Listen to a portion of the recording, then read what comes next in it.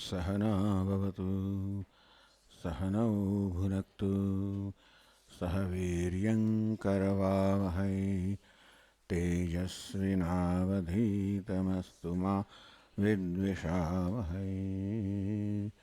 ॐ शान्ति शान्ति शान्तिः। ॐ पूर्णमदः पूर्णमिदं पूर्णात् पूर्णमुदच्यते पूर्णस्य पूर्णमादाय पूर्णमेवावशिष्यते। ॐ शान्ति शान्ति शान्तिः।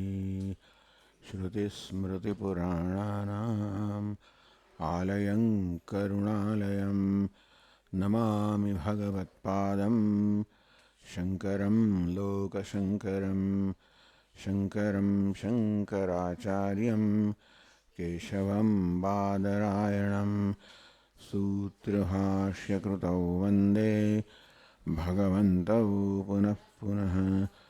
ईश्वरो गुरुरात्मेति मूर्तिभेदविभागिने व्योमवद्व्याप्तदेहाय दक्षिणामूर्तये नमः।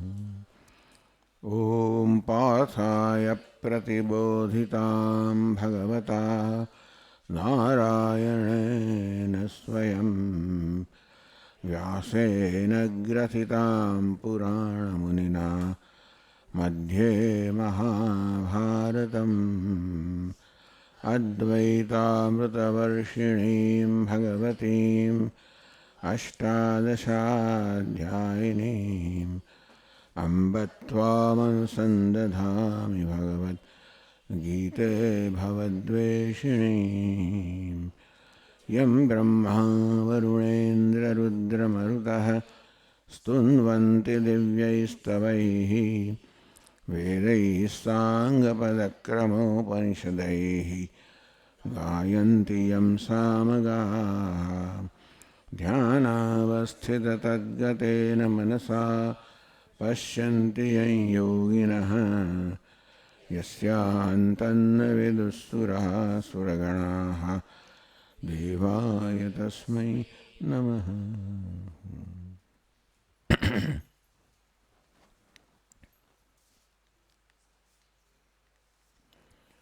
योगस्थः कुरु कर्माणि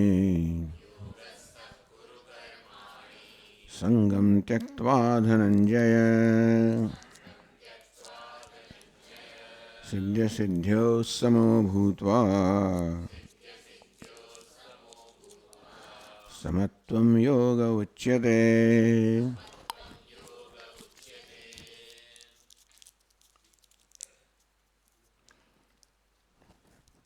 योगस्थः कुरु कर्माणि। योगस्थः योग में स्थित थईने कर्माणि कुरु। हे अर्जुन तू कर्म एटले के कर्तव्य कर्म। कर्म शब्द अर्थ धर्म कहो अथवा तो पोतानुं कर्तव्य कहो। ये कर्तव्य कर्म कर। संगम त्यक्त्वा धनंजय एवं संगनो आसक्तिनो त्याग करीने। तो योगस्थ है એટલે યોગનો અર્થ શું કરે ભગવાન કહે છે સિદ્ધ સિદ્ધ્યો સમો ભૂત્વા સમત્વમ યોગ ઉચ્યતે। સિદ્ધિ સફળતા અસિદ્ધિ નિષ્ફળતા।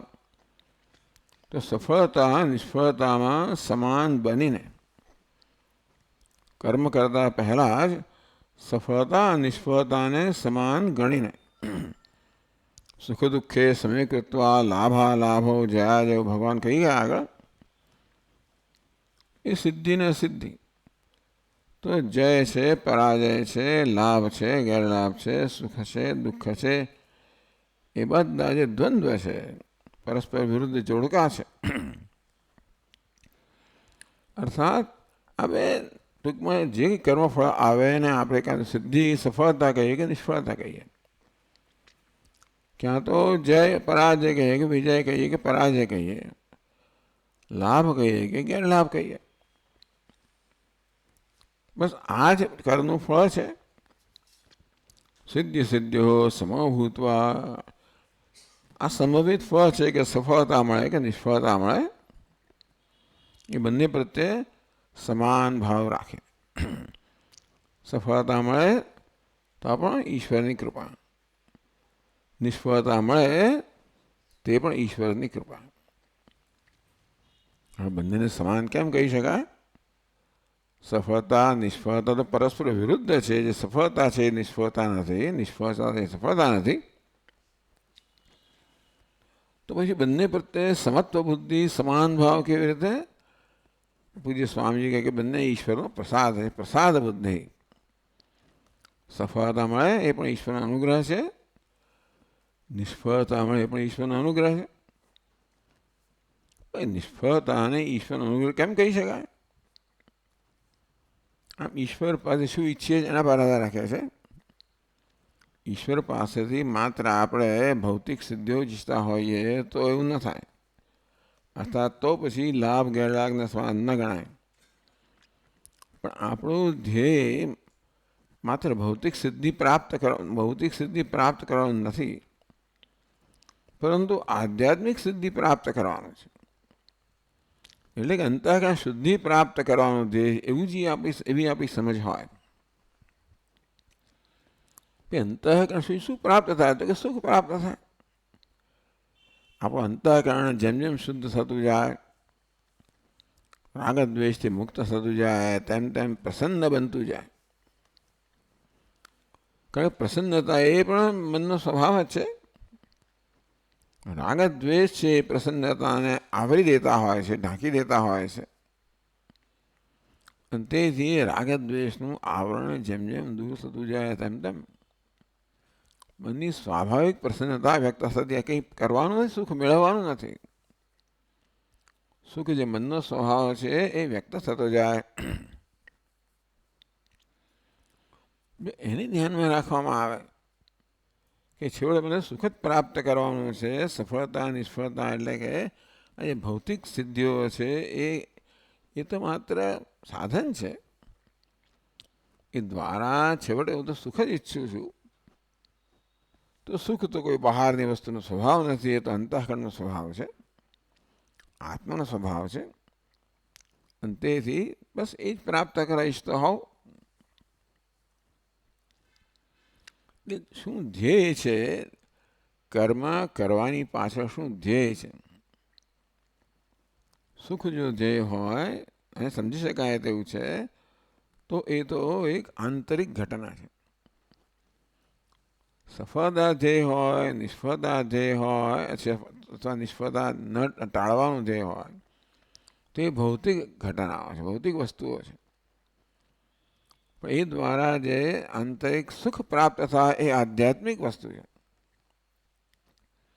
એટલે કર્મનું પ્રયોજન, આપણા જીવનનું પ્રયોજન આ પ્રકાર આધ્યાત્મિક છે. એટલે કે મૂળભૂત સુખ પ્રાપ્ત કરવું, સુખ પ્રાપ્ત કરવું એ આપણું પ્રયોજન છે. અને સુખ એ આંતરિક ઘટના છે. એટલા માટે બહાર જે મળે તે ખરું. એ રીતે બહારની ઘટના પ્રત્યે આપણે આવી રીતે સમાન બની શકીએ. જો બહારની સફળતા કે નિષ્ફળતા બંનેમાંથી સુખ મળતું હોય, કેવી રીતે મળે? ઈશ્વરનો પ્રસાદ છે એ રીતે. આ ઈશ્વરની કૃપા છે. નિષ્ફળતા મળી, સફળતા મળી, ઈશ્વરની કૃપા બરાબર છે. નિષ્ફળતા મળી અને ઈશ્વરની કૃપા કેમ કહેવાય? શ્રદ્ધાનો વિષય છે. આ દ્વારા પણ ભગવાન કંઈક રીતે મને કદાચ તત્કાલીન સુખ નહીં આપતો હોય, દીર્ઘકાલીન સુખ આપવા ઈચ્છતો હશે. મને ઘડવા ઈચ્છતો હશે. એવી ઈશ્વર પર શ્રદ્ધા, તો આ પ્રકાર તો જ આપણે સમત્વ જાળવી શકીએ, ચિત્તની સમતા જાળવી શકીએ. ભગવાન એને યોગ કહે છે.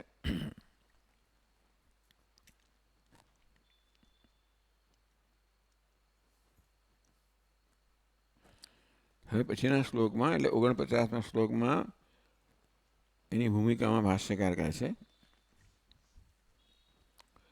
યત પુનઃ સમત્વ બુદ્ધિયુક્તમ ઈશ્વર આરાધનાર્થમ કર્મ એતસ્માત કર્મણઃ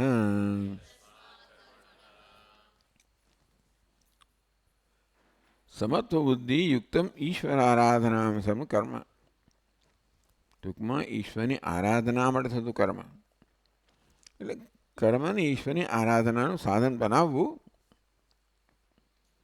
ઈશ્વરની પ્રાપ્તિનું સાધન બનાવવું.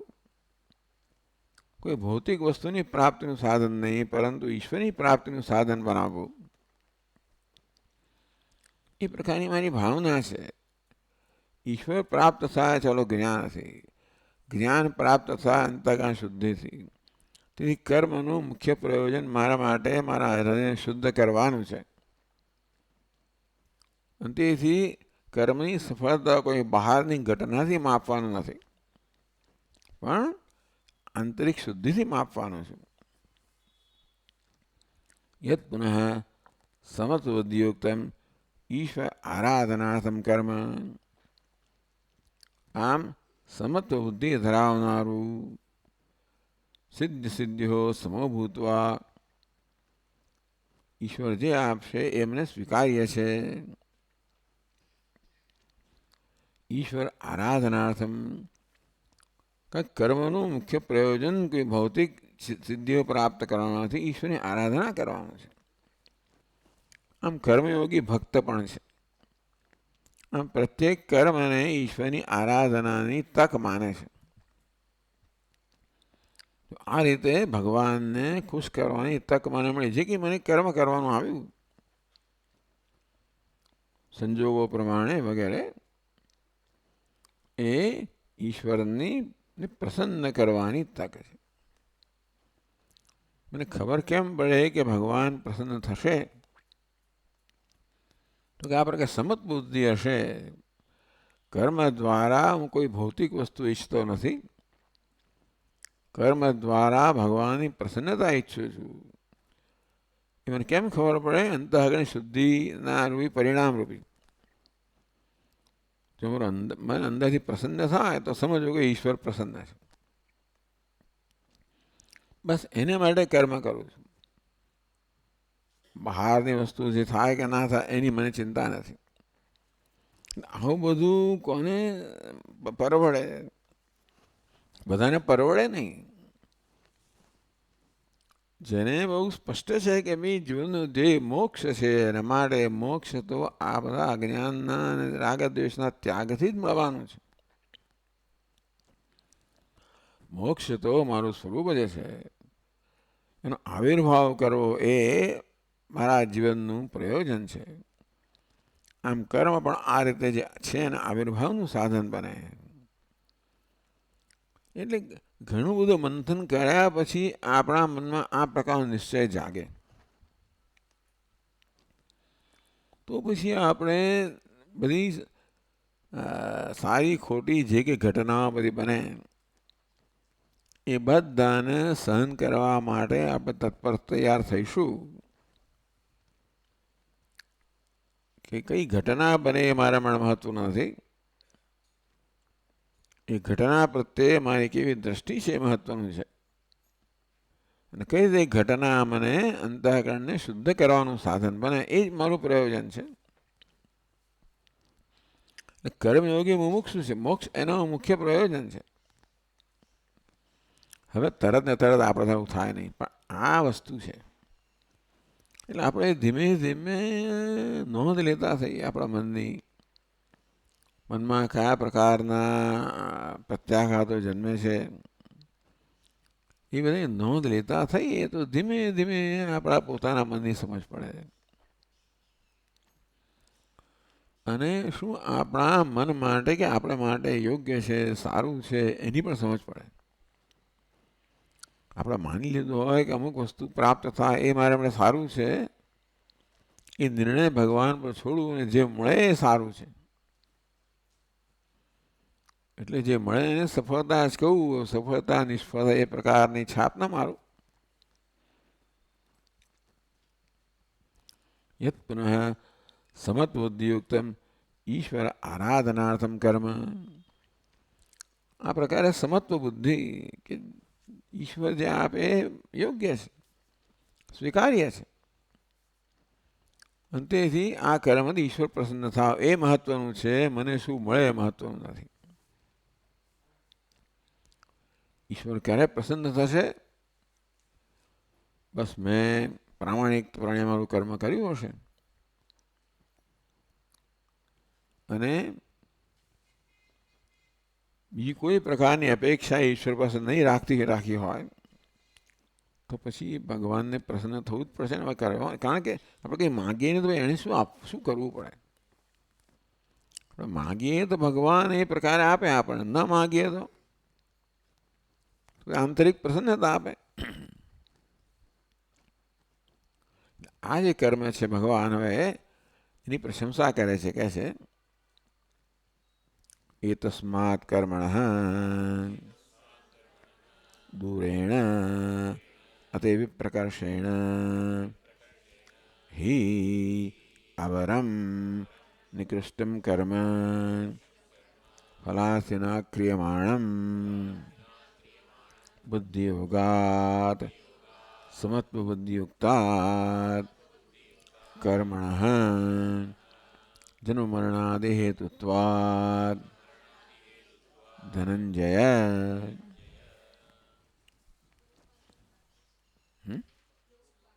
શ્લોક ભાગી ચાલો ભાઈ. દૂરેણ હ્યવરમ કર્મ બુદ્ધિયોગાદ ધનંજય બુદ્ધૌ શરણમન્વિચ્છ કૃપણા ફલહેતવઃ.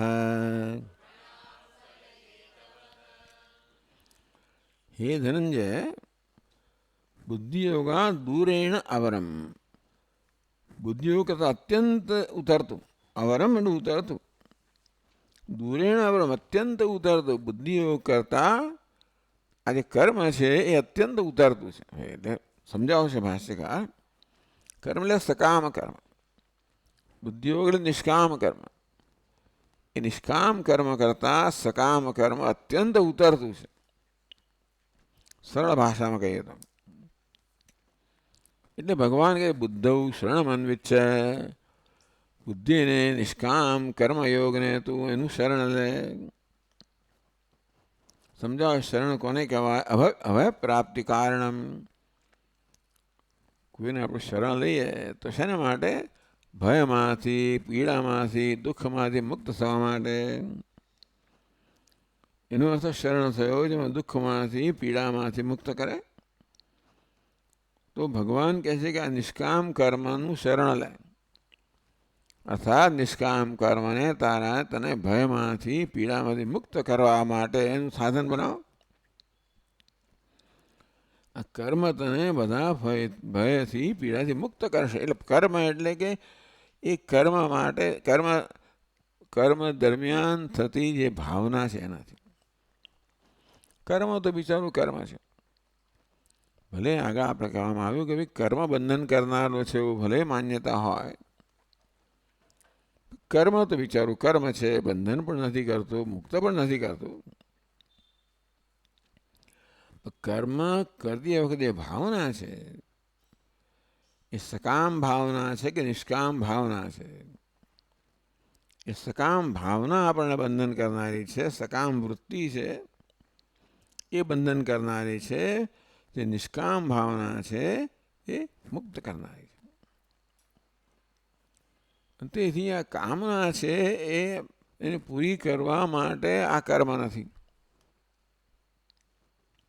કર્મ શેને માટે છે? કામનાથી મુક્ત થવા માટે, કામનાને પૂરી કરવા માટે નહીં. એટલે કે ઈશ્વરને પ્રસન્ન કરવા માટે. આ પ્રકારે આપણા જીવનનો ધ્યેય. આવું તો કોને ફાવે? આવું તો સંન્યાસીને, એટલે ટૂંકમાં આવું કોને ફાવે? સ્વામી તમે કહો છો ખરું, પણ હવે અમારે આ જીવન જીવવાનું છે, અમારે ઘણું બધું કરવાનું છે ને, હવે કેટલી ફરજો છે અને કેટલું કરવાનું છે વગેરે. હવે એ વસ્તુ તો કર્મ કરો એટલે જે થવાનું તે થવાનું જ છે ને. કર્મ કરીશ જરૂર એવું કર્મ કરો જેથી આપણને જેની જરૂર છે વસ્તુ પ્રાપ્ત થાય એ પ્રકારનું જ કર્મ કરીએ, હિના નથી. એકવાર નક્કી કર્યું કે ભાઈ આ કર્મ કરવાનું છે, પછી બાકીની વસ્તુ ઈશ્વર પર છોડી દો. પછી તમારું ધ્યાન કર્મ પર રાખો, કર્મ ફળ પર નહીં. હા, કર્મ કરતાં પહેલાં તમે જરૂર બધી યોજના કરો. આ કર્મ કરવાથી શું મળશે, શું નહીં મળે, મને સ્વીકાર્ય છે કે નહીં, એ કર્મ કરતાં પહેલાં નક્કી જરૂર કરો. ભગવાન એવું નથી કહેતા કે વગર વિચારે કર્મ કરો. કર્મ કર, જે ફળ મળે સ્વીકારે લે, એવી જાતનો અર્થ નથી. જે ફળ જોઈએ છે એ પ્રાપ્ત કરવા માટે હું કર્મ કરું છું. એકવાર નક્કી કર્યું કે આ પ્રકારે કર્મ કરવાનું છે, પછી હવે બાકીનું તું ઈશ્વર પર છોડ, તું કર્મ પર ધ્યાન આપ. શું પરિણામ આવે છે એ ઈશ્વરની ઈચ્છા જે પ્રકારે સ્વીકારી લે. આપણે ચર્ચા કરી કે એ તો જ આપણું ધ્યાન કર્મ પર રહે. નહીં તો કર્મ ફળ જો એમાં પ્રત્યે આસક્તિ હોય તો કર્મ કરતી વખતે એ કર્મ ફળની ચિંતા રહ્યા કરે, એ પેલું મળશે કે નહીં મળે. અને તો આપણે કર્મને પણ યોગ્ય ન્યાય ન આપી શકીએ, કારણ કે પૂરેપૂરું ધ્યાન કર્મ પર નથી.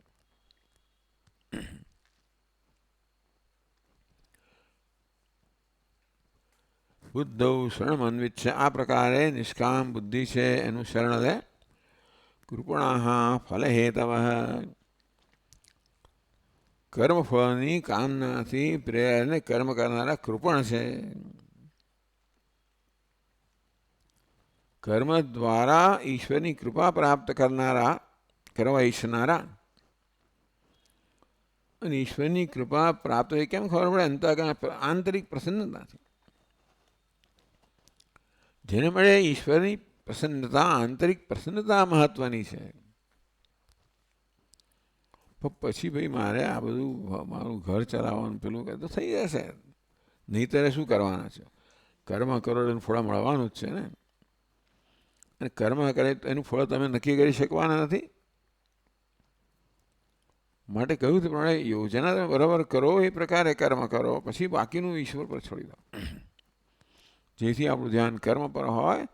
અને કર્મ એ ભક્તિનું સાધન છે, ઈશ્વરની આરાધનાનું સાધન છે. ઈશ્વર આરાધનાર્થમ કર્મ. એટલે પૂજ્ય સ્વામીજી મહારાજ કહે ભાઈ પ્રત્યેક કર્મ એને એક ફૂલ સમાન છે. ભગવાનના ચરણમાં આપણે જેમ અર્ચના કરતા હોઈએ, અચ્યુતાય નમઃ એક પુષ્પ ચડાવ્યું, અનંતાય નમઃ બીજું પુષ્પ ચડાવ્યું, એમ પ્રત્યેક કર્મ પણ જાણે કે એક આવી અર્ચના ન હોય. અને પ્રત્યેક કર્મ જાણે કે ભગવાનના ઈશ્વરના ચરણમાં અર્પણ કરવું પુષ્પ કેમ ના હોય. એટલે કર્મયોગી ભક્તો જ પહેલો ભક્ત છે.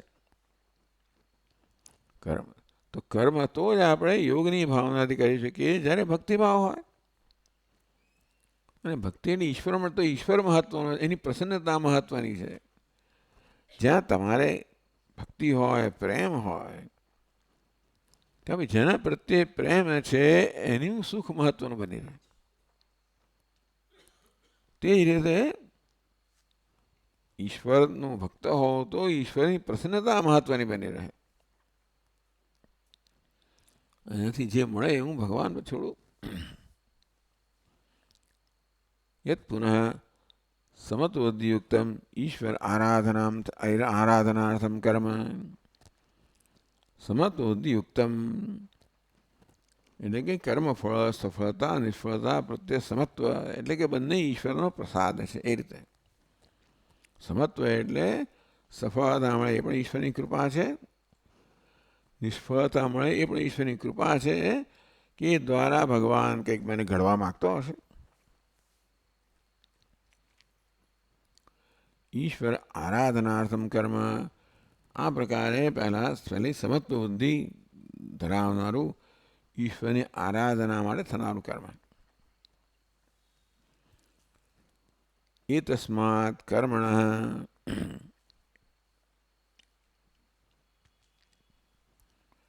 દૂરેણ અતિવિપ્રકર્ષેણ હિ આવરમ નિકૃષ્ટમ કર્મ. આમ ઈશ્વર આરાધના માટે થનારું કર્મ અત્યંત ઉત્કૃષ્ટ બની રહે છે. ઈશ્વર આરાધનાની ભાવના એમાં જોડાવાને કારણે કર્મ ઉત્કૃષ્ટ બની રહે છે.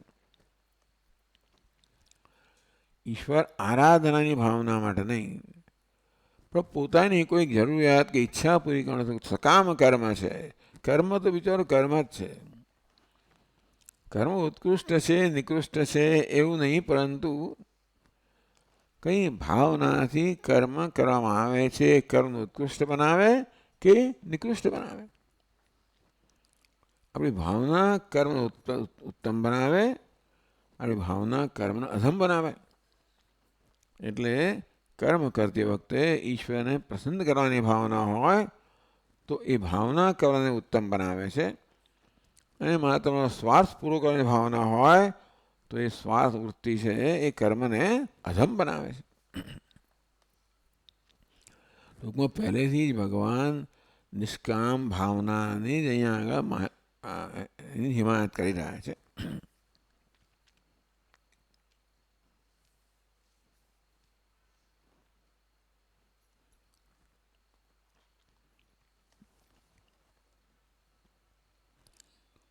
ફલાર્થેના ક્રિયમાણમ કર્મ, ફળની ઈચ્છા વડે ઈચ્છા રાખીને થનારું કર્મ, ફળની ઈચ્છા રાખનાર વડે થનારું કર્મ.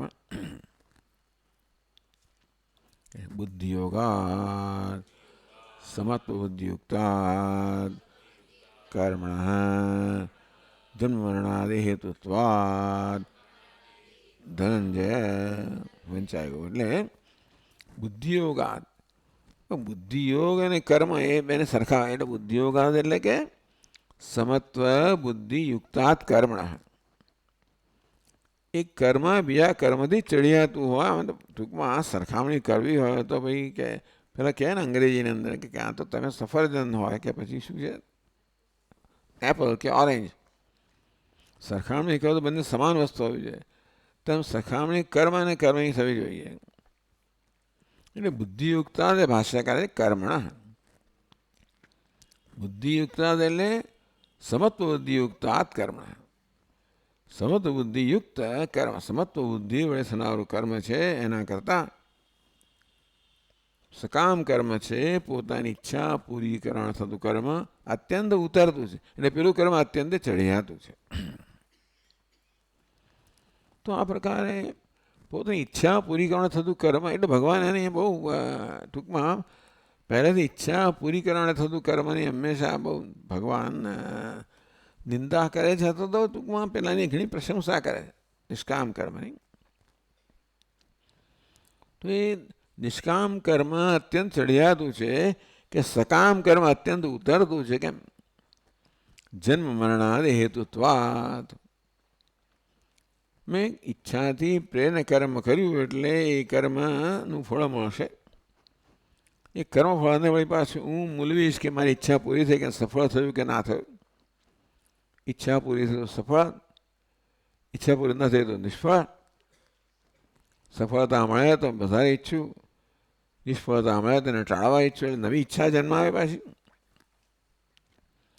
આ પ્રકારે ઈચ્છાપૂર્વક કરવાવાળું કર્મ નવી ઈચ્છાઓ જન્માવ્યા જ કરશે. અંતે જન્મ મરણાદિ હેતુત્વાદ. આ ઈચ્છા છે લઈને મરવું એટલે ઈચ્છા મને બીજો જન્મ આપવાની જ છે. એ ભગવાન 8મા અધ્યાયમાં કહે છે કે મૃત્યુ વખતે જે કે આપણી અંતિમ ભાવના હોય એ પ્રકારે નવો જન્મ મળે. અને તેથી બધી ઈચ્છાઓ પૂરી કરીને રહી ગઈ હોય અને મૃત્યુ વખતે એ ઈચ્છાઓ જ મારા મનમાં જ્યારે કબજો લેતી હોય તો એ પ્રકારે જ મને જન્મ મળવાનો છે. મૃત્યુ કોઈ ઈચ્છા જ ન હોય તો ભગવાન શું કરે? તો તને મોક્ષ આપે ને. ઈચ્છાઓથી મુક્તિ એટલે જ મોક્ષ. અને તેથી અહીં મળી ગયો તો જ પછી મૃત્યુ પછી મળે. એટલે ભગવાન કહે છે કેવી રીતે જીવન જીવવું જેથી ધીમે ધીમે ધીમે આપણે આ ઈચ્છાના બંધનથી મુક્ત થઈએ. ઈચ્છાને બંધન કહેવામાં આવ્યું, લઈને જ આવેલા છે. ઈચ્છાને કેમ બંધન કહેવામાં? કે ઈચ્છા વડે થતું કર્મ છે એનું મૂળ ઈચ્છા પૂરી થાય તો એને સફળતા કહીશ, ઈચ્છા પૂરી ન થાય તો નિષ્ફળતા કહીશ. વળી પાછું કર્મ કરી સફળતા માટે કે નિષ્ફળતાને ટાળવા માટે, વળી પાછી સફળતા નિષ્ફળતા વળી પાછું કર્મ. આ પ્રકારે કર્મ એકબીજા કર્મને જન્મ આપે અને એ રીતે મારું જે ધ્યેય છે કે એજન્ડા છે, પ્રયોજન આ જીવનમાં પૂરું થયું નહીં. ઈચ્છા લઈને હું મૃત્યુ પામું તો એ વળી પાસે બીજો જન્મ આપે. એટલે જન્મ મરણાદિ હેતુત્વાદ, આ ઈચ્છા છે ને એ જો પૂરી ન થઈ હોય, થાય જ નહીં કોઈ દિવસ. ઈચ્છાને પૂરી કરવાથી ઈચ્છા પૂરી ન થાય, નવી ઈચ્છાને જન્મ આપવાની જ છે. અંતેથી વળી પાછી ઈચ્છા પૂરી કરવા નવો જન્મ લેવો પડે. ત્યાં આના સંસ્કાર લઈને ગયો હોવ. ઈચ્છા પૂરી કરવાના સંસ્કાર મેં પાડ્યા હોય તો નવા જન્મમાં પણ એવી ઈચ્છા પૂરી કરવાના સંસ્કાર લઈને ગયો, એટલે એ જ પાછું ચક્ર ચાલુ થાય. જન્મ મરણાદિ હેતુત્વાદ, નવો જન્મ એટલે મરણ મળવાનું જ છે, પણ એ મરણ પૂરું છેલ્લું નથી. પાછું વળી પાછી ઈચ્છા હોવાને કારણે નવો જન્મ મળવાનું છે. હે ધનંજય, માટે સકામ કર્મને નિષ્કામ કર્મ કરતાં અત્યંત ઉતરતું ગણવામાં આવ્યું. કારણ કે સકામ કર્મ છે એ કર્મ નહીં પણ સકામ વૃત્તિ કે સ્વાર્થ વૃત્તિ છે. એ આપણને કોઈ દિવસ પૂરી થતી જ નથી. સ્વાર્થ, મેં કહ્યું ને આગળ, સ્વાર્થ પૂરો કરીએ એટલે અગ્નિમાં ઘી હોમવા સમાન છે. સ્વાર્થ વધતો જ જાય, કોઈ દિવસ ઘટે નહીં. નવા નવા કર્મ થતા જાય, નવો નવો જન્મ મળતો જાય. એને ભાષ્યકાર આગળ છે યત એવમ યોગ વિષયાયામ બુદ્ધૌ તત્પરિપાકજાયામ વા સાંખ્ય બુદ્ધૌ શરણમ આશ્રયમ અભયપ્રાપ્તિ કારણમ અન્વિચ્છ પ્રાર્થયસ્વ પરમાર્થ જ્ઞાન શરણો ભવ ઇત્યર્થઃ.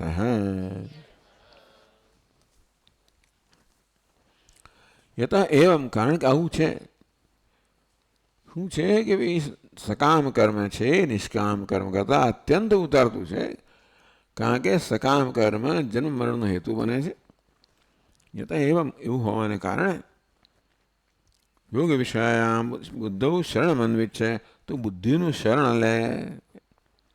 એટલે યોગ વિષયાયામ બુદ્ધૌ એટલે યોગ વિષય બુદ્ધિ, ટૂંકમાં નિષ્કામતા ધરાવનારી બુદ્ધિ છે એનું શરણ લે. એટલે કે તારી બુદ્ધિમાં છે તેમાં તું નિષ્કામતા છે એને જાગૃત કર.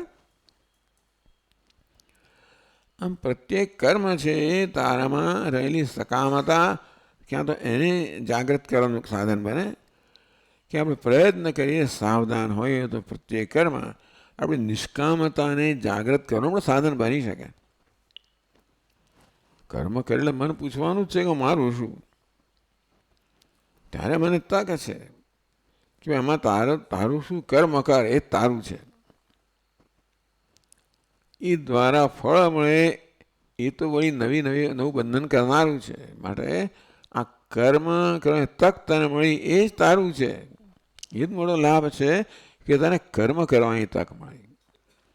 એક મનુષ્ય જ માત્ર છે જેને આવું સંકલ્પપૂર્વક કર્મ કરવાની સ્વતંત્રતા માત્ર મનુષ્ય જ છે. બીજા કોઈ જીવને ભગવાન આવી પસંદગીની સ્વતંત્રતા આપી જ નથી. કર્તુમ શક્યમ અકર્તુમ શક્યમ અન્યથા વા કર્તુમ શક્યમ, આ કરી શકાય, પેલું કરી શકાય, ન કરી શકાય, પેલું કરી શકાય, આ પ્રકારની સ્વતંત્રતા આપણને છે. દરેક ક્ષણે જ્યારે કંઈ પણ કરવાનું આવે ત્યારે આપણે આ સ્વતંત્રતા છે કે કરવું કે ન કરવું, કે કઈ રીતે કરવું.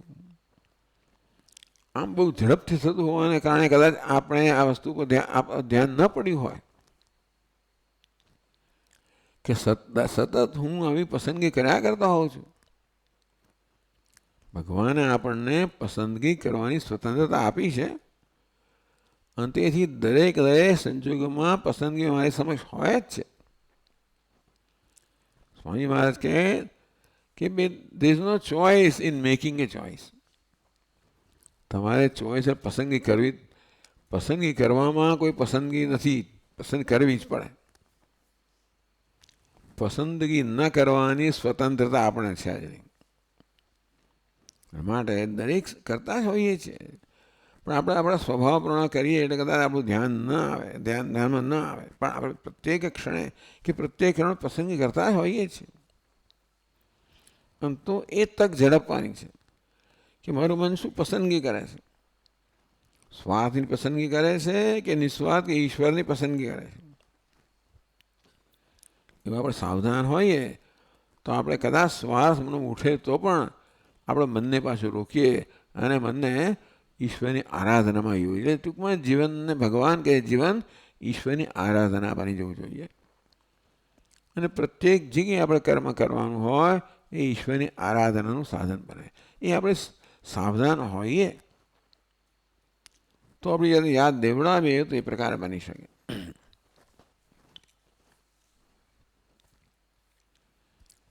શરણમ અન્વિચ્છ પ્રાર્થયસ્વ. તું શરણની પ્રાર્થના કરે. શરણ કોને કહેવાય? અભય પ્રાપ્તિ કારણમ. ભગવાન કે પ્રત્યેક કર્મ છે ને અભયની પ્રાપ્તિનું કારણ બને. પ્રત્યેક નિષ્કામ કર્મ છે અભયની પ્રાપ્તિનું કારણ બને. આ સકામ કર્મ છે ભય જન્માવનારો છે, નિષ્કામ કર્મ છે નિર્ભયતા જન્માવ. બહુ મોટી વસ્તુ થઈ ને. કારણ કે મેં કામના કરી જ નથી એટલે પછી મને ચિંતા જ નથી ને કે એનું શું પરિણામ આવશે. કર્મમાં જ મારું ધ્યાન છે માટે એમાં જ હું તો મારું ધ્યાન કેન્દ્રિત કરું છું. અને તેથી તું આ સાંખ્ય બુદ્ધૌ શરણ અન્વિચ્છે. તું બુદ્ધિનું શરણ લે. બુદ્ધિ એટલે શું? તત્પરિપાક જાયામ વા સાંખ્ય બુદ્ધૌ. અંતઃકરણ શુદ્ધિરૂપી બુદ્ધિ, નિષ્કામ બુદ્ધિ અથવા સાંખ્ય બુદ્ધિ વળી એનાથી પણ ક્યાં તો તું નિષ્કામ બુદ્ધિનું શરણ લે કે સાંખ્ય બુદ્ધિ આત્મજ્ઞાનનું શરણ લે. એટલે કે આ જે નિષ્કામ બુદ્ધિ છે એ જ્ઞાન દ્વારા આત્મજ્ઞાનનું સાધન બનવાનું છે. માટે તું બુદ્ધિનું શરણ લે. બુદ્ધિનો અર્થ શું કરવો એટલે કહ્યું ભગવાન કે બુદ્ધિનું શરણ લે. એટલે ભાષ્યકાર કહે છે કે બુદ્ધૌ એટલે તત્પરિપાક જાયામ વા સાંખ્ય બુદ્ધૌ, ક્યાં તો યોગ વિષયાયામ બુદ્ધૌ. આ નિષ્કામ કર્મરૂપી બુદ્ધિ છે એનું શરણ ભાવનાનું, અથવા તો પછી જ્ઞાન તરંતા જેવું ધ્યેય બનાવો. એ જ્ઞાન જેવનો ધ્યેય હશે તો પછી જ્ઞાન ત્યારે જ પ્રાપ્ત થાય અને અંતઃકરણ શુદ્ધિ પ્રાપ્ત થાય. એ ત્યારે જ પ્રાપ્ત થાય નિષ્કામ ભાવના હોય. એટલે ક્યાં તો સાંખ્ય બુદ્ધિ કહો, આત્મજ્ઞાન કહો, અથવા તો નિષ્કામ બુદ્ધિ કહો. આશ્રયમ અભય પ્રાપ્તિ કારણ અન્વિચ્છ પ્રાર્થયસ્વ. એમાં નિર્ભયતા છે ભગવાન કહે છે. પરમાર્થ જ્ઞાન શરણો ભવ ઇત્યર્થ. જીવનમાં પરમાર્થ જ્ઞાનને તારા જીવનનું ધ્યેય બનાવો. એનું શરણ લે એટલે એને સમર્પિત બન. તારા જીવનનું ધ્યેય બનાવો કે મારે પરમાર્થ જ્ઞાન પ્રાપ્ત કરવાનું છે. બસ પરમાર્થ જ્ઞાન એટલે પારમાર્થિક આત્માનું ઈશ્વરનું જ્ઞાન પ્રાપ્ત કરવાનું. એ મારા જીવનનો ધ્યેય છે. એટલે કે ભૌતિક વસ્તુનું જીવન ધ્યેય બનાવો એટલે આ તો કોને મળે શક્ય છે? માત્ર મુમુક્ષુ મારે શક્ય છે. ભગવાન જે કહી રહ્યા છે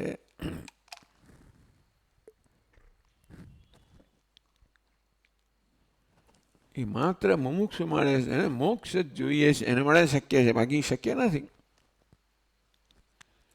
આપણે કોઈ લૌકિક કે પારલૌકિક સિદ્ધિઓ જોઈતી હોય તો આ પ્રકારની ભાવના શક્ય નથી. મને મોક્ષ જ જોઈએ છે અને પ્રાપ્તિની જ પ્રાપ્તિ છે. એટલે મારે કશું પ્રાપ્ત કરવાનું છે જ નહીં. એટલે મારું કર્મ કોઈ પ્રાપ્તિનું સાધન જ નથી.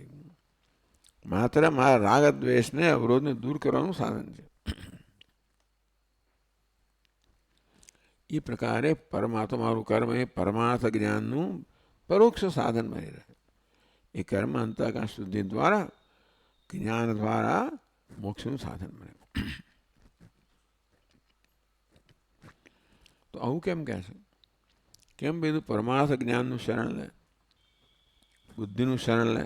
તો કહે છે યતઃ અવરમ કર્મ કુર્વાણાઃ કૃપણાઃ દીનાઃ ફલહેતવઃ ફલતૃષ્ણા પ્રયુક્તા સંતઃ યો વા એતદક્ષરમ ગાર્ગી અવિદિત્વા अस्मान् लोकात् प्रैते सकृपणः इति श्रुतेः. यथा કારણ કે અવરમ કર્મ કુર્વાણાઃ એટલે કે સકામ કર્મ કરનારા જે છે, નિષ્કામ કર્મને ચડિયાતું કહ્યું, સકામ કર્મને ઉતરતું કહ્યું, અને ઘણું ઉતરતું કહ્યું. કૃપણાઃ આ પ્રકારે પોતાની કામનાથી પ્રેરાઈને બધા કર્મને કામનાને સિદ્ધિનું સાધન બનાવી દેવું. આ કર્મ એક તક છે, એને શેનું સાધન બનાવવું? મારી ઈચ્છાઓ પૂરી કરવાનું સાધન બનાવવું કે મારી આંતરિક ઉન્નતિનું સાધન બનાવવું? આ કર્મને કોઈ ભૌતિક સિદ્ધિઓનું સાધન બનાવો કે કર્મને આંતરિક ઉન્નતિનું સાધન બનાવો? કૃપણાઃ ફલહેતવઃ કર્મને માત્ર ફળ એટલે કે ભૌતિક સિદ્ધિનું સાધન બનાવનાર કૃપણ છે, કંજૂસ છે. ફલતૃષ્ણા પ્રયુક્તા સંતઃ કારણ કે એ લોકો ફળની તૃષ્ણાથી પ્રેરાઈને કર્મ કરનારા છે, એટલે કર્મનો ઉપયોગ માટે માત્ર ઈચ્છા પૂરી કરવા પૂરતો જ છે. કર્મ દ્વારા બીજું કશું ઉત્તમ વસ્તુ પ્રાપ્ત થાય એની કોઈ કલ્પના નથી એ લોકોને. કર્મ દ્વારા ઈશ્વર પ્રાપ્ત, મોક્ષ પ્રાપ્ત થાય. કર્મને મોક્ષનું સાધન બનાવવું કે કર્મને પછી ભૌતિક સિદ્ધિનું સાધન બનાવવું એ આપણા હાથમાં છે. એ કયા પ્રકારની ભાવના મનમાં જાળવીએ છીએ એ પછી નક્કી થાય કર્મ કઈ દિશામાં આપણને લઈ જશે. એટલે કર્મ તો એક જ છે, પણ એને ઈચ્છાની પૂર્તિનું સાધન માનું તો કૃપણાઃ, તો કૃપણ જ રહેવાના છીએ. એટલે કે આપણે આપણી સ્વાર્થ બુદ્ધિમાંથી સંકુચિત મુક્ત થવાના નથી. કૃપણ એટલે કંજૂસ આમ તો કહેવાય. કંજૂસ કોને કહેવાય? જે પોતાની પાસે પણ સંપત્તિ હોય એનો ઉપયોગ પોતે કરતો હોય, બીજાને તો આપતો કરતો, બીજાને તો નથી મદદ કરતો, પણ પોતે નથી કરતો. અર્થાત એની પાસે જે સંપત્તિ છે એનો કોઈ ઉપયોગ જ નથી. તો કર્મરૂપી સંપત્તિ છે, એનો ઉપયોગ આ ભગવાન બતાવે છે કેમ કરી શકાય. ચાલ પોતાને માટે તો સ્વાર્થ બુદ્ધિ થઈ, પણ કર્મને પારમાર્થિક બુદ્ધિ કરવામાં આવે તો ઘણું ઉત્તમ ફળ આપે. કૃપણાઃ દીનાઃ ફલતૃષ્ણા પ્રયુક્તા સંતઃ એટલે કર્મને માત્ર ફળનું સાધન બનાવીને કર્મ કરનારા લોકો અત્યંત કૃપણ છે. એટલે કર્મમાંથી જે આપણને ઉત્તમ ફળ પ્રાપ્ત થવું જોઈએ એ ફળ એ લોકો જવા દે છે. ભૌતિક ફળ પ્રાપ્ત કરવાની ઈચ્છાથી કર્મ કરે એટલે જે આધ્યાત્મિક ફળ મળવાનું છે એ જતું કરે છે. એ પ્રકારે એમને કૃપણ કહેવામાં આવે. એમાં ભાષ્યકાર બૃહદારણ્યક ઉપનિષદમાંથી એક વાક્ય કહે છે જે યાજ્ઞવલ્ક્ય છે ને ગાર્ગીના સંવાદમાંથી આવે છે. યો એતદ અક્ષરમ ગાર્ગી અભિદિત્વા, હે ગાર્ગી અક્ષર એટલે પરમાત્માને જાણ્યા વગર જે આ લોકમાંથી વિદાય લે છે એ કૃપણ છે. ત્યાં તો બહુ મોટી વાત કરી. કોનું કૃપણ કયો? આ લોકમાંથી પરમાત્માને જાણ્યા વગર જે વિદાય લે છે એ કૃપણ છે. અભિવૃત્તિ રાખીશું આપણે, આ સંકુચિત વૃત્તિ, તો ક્યારેય પરમાત્માને જાણવાના નથી. એ રીતે એની વ્યાખ્યાથી પણ કૃપણ બનીશું. કૃપણ એટલે આપણી પાસે જે છે એનો ઉપયોગ નથી કરતા, એ વેડફી દઈએ છીએ એવું પણ થાય. એટલે કર્મનો ઉપયોગ નથી કરતા, કર્મને વેડફી દે છે. કર્મ એક મહાન તક છે, એનો ઉત્તમ ઉપયોગ કરવાને બદલે માત્ર ફળ પ્રાપ્તિમાં જે વેડફી દે છે એ લોકો કૃપણ છે.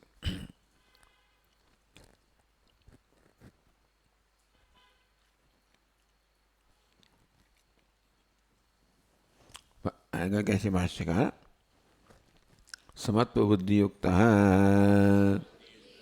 સન્ન સ્વધર્મમ અનુતિષ્ઠન્ન યત ફલમ પ્રાપ્નોતિ તચ્છૃણુ બુદ્ધિ ઇતિ. સમત્વ બુદ્ધિયુક્ત સન, આમ સમત્વ બુદ્ધિ ધરાવનાર, આ સિદ્ધિ કેટલી માત્ર સફળતા નિષ્ફળતા એને પ્રત્યે સમાન બુદ્ધિ, એટલે કે ઈશ્વરનો પ્રસાદ છે. આ કર્મ હું ઈશ્વરને અર્પણ કરું છું, એના પ્રસાદ રૂપે જે આપશે એમને સ્વીકારીએ છે.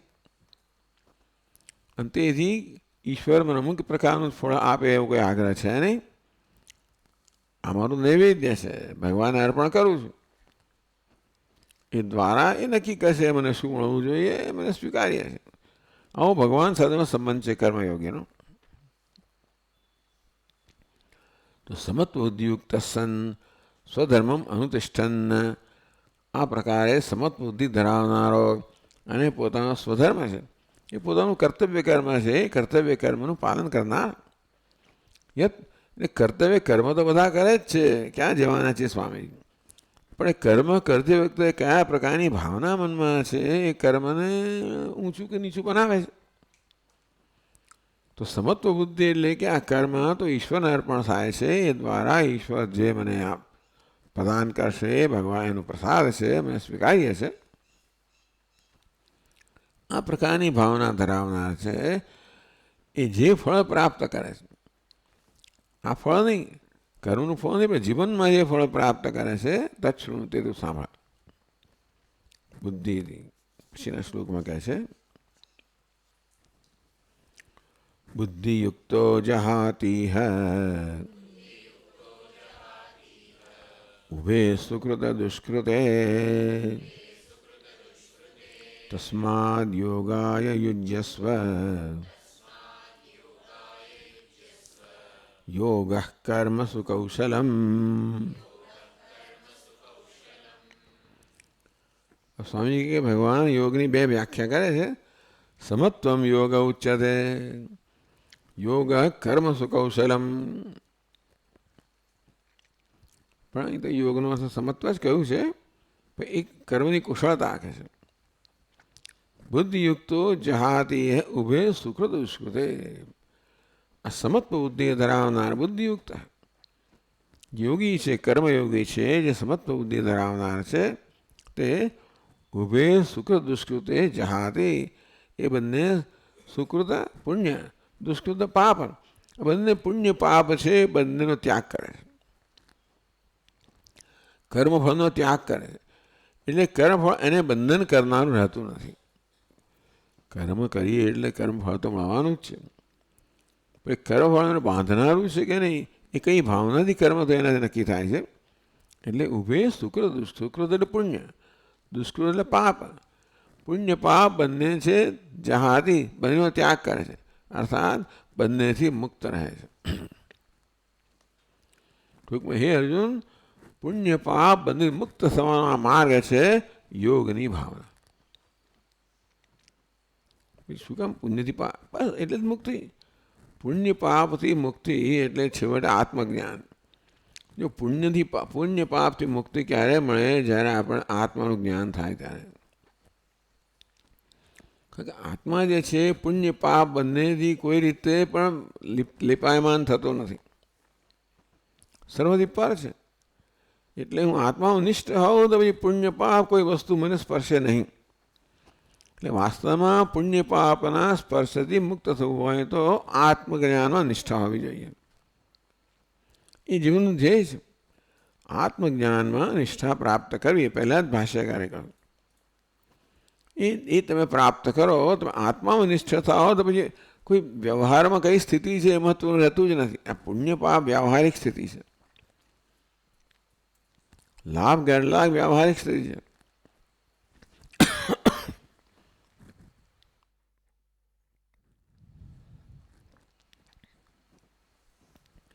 એ તમારા માટે મહત્વની રહેતી જ નથી.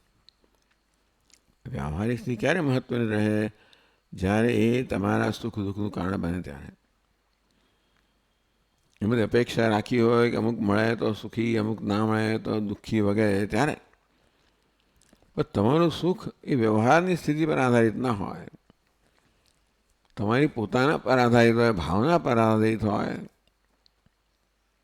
કે કર્મ દ્વારા ઈશ્વર પ્રસન્ન થશે, બસ એટલે એ જ મારા સુખનું કારણ છે. આ કર્મ દ્વારા મને શું મળશે એ સુખનું કારણ નથી. આ કર્મ દ્વારા ઈશ્વર પ્રસન્ન થશે એ સુખનું કારણ છે. તો એ થવાનો જ છે. આપણામાં આ પ્રકારનો ભક્તિભાવ જ્યારે હોય, નિષ્કામ ભાવ કહો, ભક્તિભાવ કહો, એ હોય તો ભગવાન પ્રસન્ન એને અર્પણ કર્યું પ્રસન્ન થવાનો જ છે ને. એટલે ઈશ્વરને સમર્પણની ભાવના એ ઈશ્વરને પ્રસન્ન કરવા માટેનું સાધન છે. બસ એ આપણે ઈચ્છતા હોઈએ તો પછી બીજું જે ફળ મળે એને આપવું એ આપે.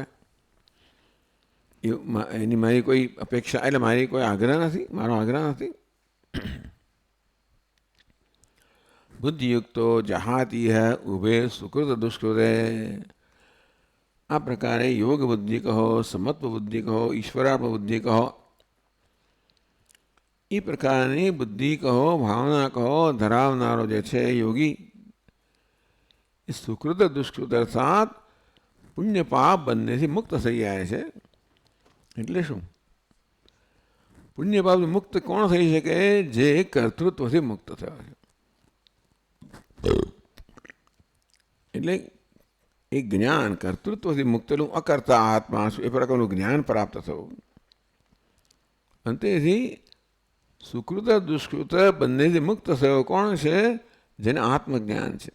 અને આત્મા છે સત્કર્મ દુષ્કર્મ પુણ્ય પાપ કોઈથી લેપાયમાન થતો જ નથી, સર્વથી પર છે.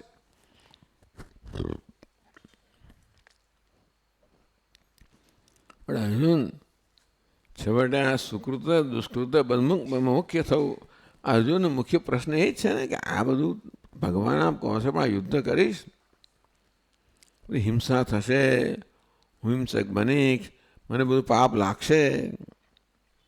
એટલે કે સુકૃત દુષ્કૃતે અર્જુનનું એક એને જે મનમાં જે અચકાટ હતો કે આ કર્મ ના કરવું જોઈએ, કે આ કર્મ કરવા દ્વારા હું પાપી બનીશ, ઘાતક બનીશ. તો ભગવાન કે તું ઘાતક નહીં બને, પાપી નહીં બને, કે પુણ્યશાળી પણ નહીં બને જો આ પ્રકારની ભાવના તારામાં હશે. તો બુદ્ધિયુક્તો જહાતી હૈ. આ સમત્વ બુદ્ધિ ઈશ્વરાણુ બુદ્ધિ છે ધરાવનારો જે યોગી છે એ પુણ્ય પાપ બંનેથી મુક્ત થાય છે. એટલે તું યુદ્ધ કર. ભગવાન કહી રહ્યા છે કે યુદ્ધ કરતી વખતે તારામાં કયા પ્રકારની સમજ હોવી જોઈએ. યુદ્ધ કરવાનું કહે છે પણ જોડે જોડે એને માટેનું સાધન પણ ભગવાન આપવું પડે. અર્જુન યુદ્ધ નહીં કરવું કારણ કે એ તો હું ઘાતક બનીશ, યુદ્ધ તો હિંસા છે, એ પાપ છે, હું પાપ નહીં કરું. એટલે ભગવાન કે ઉભે સુકૃત દુષ્કૃતે, આ પુણ્ય પાપ છે બંનેથી પર થઈ જાય છે. બુદ્ધિયુક્ત આ સમત્વ બુદ્ધિયુક્ત છે, ઈશ્વરાર્પણ બુદ્ધિયુક્ત જે છે ધરાવનારો છે એ આ પુણ્ય પાપ બંનેથી મુક્ત થઈ જાય છે. અર્થાત એકે વસ્તુ એને સ્પર્શતી નથી. તસ્માદ યોગા યુજ્યસ્વ. માટે હે અર્જુન તો યોગનો આશ્રય લે. આ યોગ બુદ્ધિનો ઈશ્વર બુદ્ધિનો આશ્રય લે. યોગ કર્મ સુકૌશલમ. કર્મમાં એટલે કર્મ કરતી વખતે કુશળતા કોને કહેવાય? એક ભૌતિક કુશળતા છે કે કઈ ઝડપથી તમે કર્મ કરો છો, કયા પ્રકારની તમારી એમાં શું કહેવાય એફિશિયન્સી છે, કે પછી તો એ બધાને પણ કર્મની કુશળતા કહેવામાં આવે ને કે ઝડપથી કરો છો, એમાં તમને વધારે લાભ સી રીતે થાય વગેરે. ભગવાન કહે છે એ તો ખરું જાણે, એ તો જાણે બહુ દુન્યવી વસ્તુ છે, પણ એ તો તમને બહુ તમને માત્ર ટૂંક સમય સંતોષ આપનારી છે. કે એકવાર તમને 1 કલાકમાં તમે 100 વસ્તુ બનાવી, તમને આટલો સંતોષ મળ્યો, આટલું વધારે મળ્યું, પછી તમારું મન વધારે ઈચ્છે છે કે 105 બનાવો. એ તમે કર્યું અને તેથી તમને વધારે ઇન્સેન્ટિવ લાભ મળ્યો, 110 બનાવો. એટલે આ લોભી મન છે ને એને તો સંતોષ થવાનો જ નથી, અને માટે તમે ક્યારેય મુક્ત થવાના નથી. તમે જરૂરિયાતથી તૃષ્ણાથી મુક્ત થવાના નથી. તૃષ્ણાથી પ્રેરાઈને કર્મ કરવામાં આવશે તો એ તૃષ્ણામાં વૃદ્ધિ કરનારું છે. અને તમે તૃષ્ણા જ બંધન છે કે એ તમારી પાછળ પડી છે ને. પેલો માણસ કારણ કે જાણે કે પેલું ભૂત પાછળ પડ્યું હોય એવી રીતે આ તૃષ્ણાની પાછળ પડી છે. અને એનાથી મુક્ત કેમ થવું? એટલે અર્જુનને કહે છે કે આ યુદ્ધ કરવામાં તને મુશ્કેલી છે, આ તૃષ્ણા તારી મુશ્કેલી છે. યુદ્ધ એ કોઈ ખોટી વસ્તુ નથી, સાચી વસ્તુ નથી. એમાં જે ભાવના છે સમજ છે. યુદ્ધ કરો સફળતા મળવી જોઈએ, આ મળવું જોઈએ, વિજય મળવો જોઈએ, રાજ્ય મળવું જોઈએ, એ બધી જે છે એ બંધન કરનારું. યુદ્ધ કરવું છે બસ ઈશ્વર પ્રસન્ન થાવ, મારું કર્તવ્ય છે, મારે કરવાનું છે અને એ દ્વારા આ કર્મ ઈશ્વરને અર્પણ થાવ. એ ભગવાન ઉમેરે છે. અર્જુન કદાચ ખબર નહીં હોય પણ એ ભગવાન ઉમેરે છે આમાં.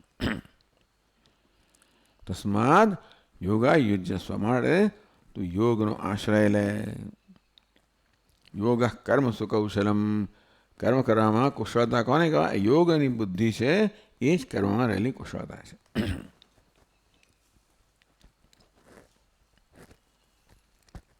ભાષ્યકાર કહે છે બુદ્ધિયુક્ત સમત્વ વિષયા બુદ્ધ્યાયુક્ત બુદ્ધિયુક્ત બુદ્ધિયુક્ત એટલે બુદ્ધિ ધરાવનારો. કયા પ્રકારની બુદ્ધિ? સમત્વ વિષયા બુદ્ધિ.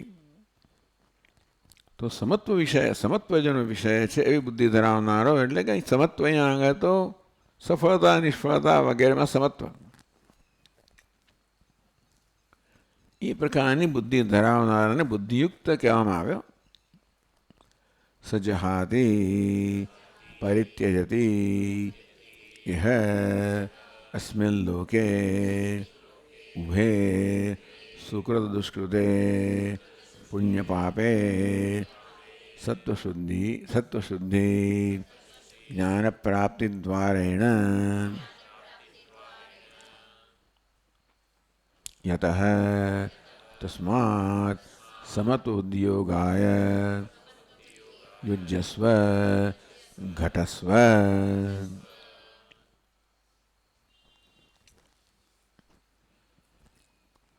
આ પ્રકારે સમત્વ બુદ્ધિ ધરાવનાર કે ઈશ્વરાર્પણ બુદ્ધિ ધરાવનાર, ખરેખર તો ધરાવનાર, એ પુણ્ય પાપ બંનેનો ત્યાગ કરે છે. એટલે કે પછી સફળતા નિષ્ફળતા એના માટે મહત્વની નથી, ઈશ્વરની પ્રસન્નતા મહત્વની છે. ઉભે સુકૃત પુણ્ય પાપે જહાતી, એ પુણ્ય અને પાપ બંનેનો ત્યાગ કરે છે. એટલે પુણ્ય અને પાપની અસરથી મુક્ત થઈ જાય છે. એ કઈ રીતે? સત્વશુદ્ધિ જ્ઞાન પ્રાપ્તિ દ્વારેણ. આ પ્રકારની ભાવના છે, નિષ્કામ ભાવના છે, ઈશ્વરને અર્પણ કરવાની ભાવના છે. એ સત્વશુદ્ધિ. અશુદ્ધિ છે આપણે સ્વાર્થ વૃત્તિ. જેથી જેટલે અંશે આપણે નિસ્વાર્થ વૃત્તિનો આશ્રય લઈશું એટલે અંશે સ્વાર્થ વૃત્તિ ઓછી થશે. એનું નામ જ અંતઃકરણ શુદ્ધિ. સત્વશુદ્ધિ જ્ઞાન પ્રાપ્તિ દ્વારા તો પેલો સ્વાર્થ છે એ ધીમે ધીમે દૂર થતા ત્યાં આત્મતત્વ પ્રગટ થશે. માની લઈએ કે શ્રવણ મનન વગેરે છે, પણ મુખ્ય વસ્તુ શું છે? અંતઃકરણ શુદ્ધિ. આત્મા સતત પ્રગટ થઈ જ રહ્યો છે, પરંતુ આ રાગદ્વેષ વગેરે છે આત્માને આત્માની જે આપણને સભાનતા છે એને વિકૃત કરે છે. એક અરીસો વિકૃત થયેલો હોય, વિકૃત હોય તો આપણે ચહેરો વિકૃત દેખાવાનો છે. તેમ આપણું અંતઃકરણ અરીસા સમાન છે. સતત આપણે એમાં આપણા દર્શન કરતા હોઈએ છીએ.